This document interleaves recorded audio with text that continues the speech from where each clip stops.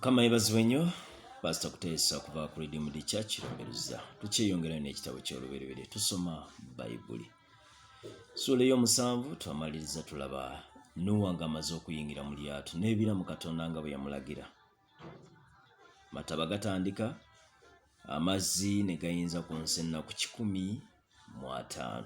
Buli kiramu kyonna kyazikirizibwa ekyasigala ku nsi. Katulabe ebyaddirira mu ssuula ey'omunaana. Olunyiriri olusooka lugamba nti Katonda n'ajjukira Nuuwa na buli kiramu na buli nte eyali awamu naye mu lyato. Katonda n'aleeta empewo ziyite ku nsi, amazzi ne gaweebuuka, era n'ensula ez'ennyanja n'ebituli eby'omu ggulu ne biggalirwa. Enkuba ey'omu ggulu n'eziyizibwa, amazzi ne gadda okuva ku nsi obutayosa ne gaweebuuka. Amazzi oluvannyuma ennaku 150 bwe zaayitawo.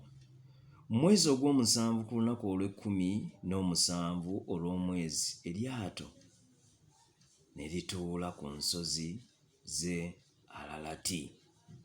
Amazzi ne gaweebuuka obutayosa okutuusa ku mwezi ogw'ekkumi. Mu mwezi ogw'ekkumi ku lunaku olw'olubereberye olw'omwezi, entikko z'ensozi ne zirabika. Haleluya! Awo oluvannyuma lw'ennaku 40, Nuuwa n'asumulula ekituli eky'eryato kye yakola, n'atuma namuŋŋoona n'afuluma, n'addiŋŋana ng'okutuusa amazzi lwe gaakalira ku nsi. N'atuma ejjiba okuva waali alyoke alabe ng'amazzi gaweebuuse kungulu ku nsi. Naye ejjiba teryalaba bbanga kuwummuza ekigere kyalyo ne likomawo gy'ali mu lyato, kubanga amazzi gaali kungulu ku nsi yonna. N'afulumya omukono gwe n'alikwata, n'aliyingiza mwali mu lyato. N'ayosaawo ennaku 7 nate n'atuma ejjiba okuva mu lyato. Lunyiriri olw'11. Ejjiba ne likomawo olw'eggulo mwali. Laba, mu kamwa kaalyo ne muba akalagala akabisi ak'omuzeyituuni. Nuuwa n'alyoka amanya nti amazzi gaweebuuse okuva ku nsi. N'ayosaawo ennaku 7 n'atuma ejjiba. Awo oluvannyuma teryakomawo nate gy'ali. Awo mu mwaka ogw'olukaaga-mu-gumu mu mwezi ogw'olubereberye ku lunaku olw'olubereberye olw'omwezi, amazzi ne gakalira ku nsi. Nuuwa n'aggyako ekisaanikira eryato, n'atunuulira, laba, kungulu ku nsi nga kukalidde. Mu mwezi ogwokubiri ku lunaku olw'27 olw'omwezi, ensi n'ekalira. Katonda n'agamba Nuuwa nti, "Vva mu lyato ggwe ne mukazi wo n'abaana bo n'abakazi b'abaana bo awamu naawe. Ofulumye wamu naawe buli kiramu ekiri awamu naawe mu buli nnyama yonna, ekibuuka n'ente na buli ekyewalula ku nsi, bizaalenga bibune mu nsi, byalenga byeyongere ku nsi."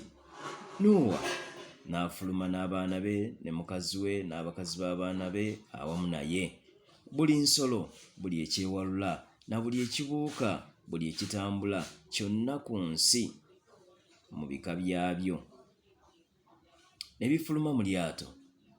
Nuuwa n'azimbira Mukama ekyoto, n'alonda ku nsolo zonna ennongoofu ne ku bibuuka byonna ebirongoofu, n'aweerayo ebiweebwayo ebyokebwa ku kyoto.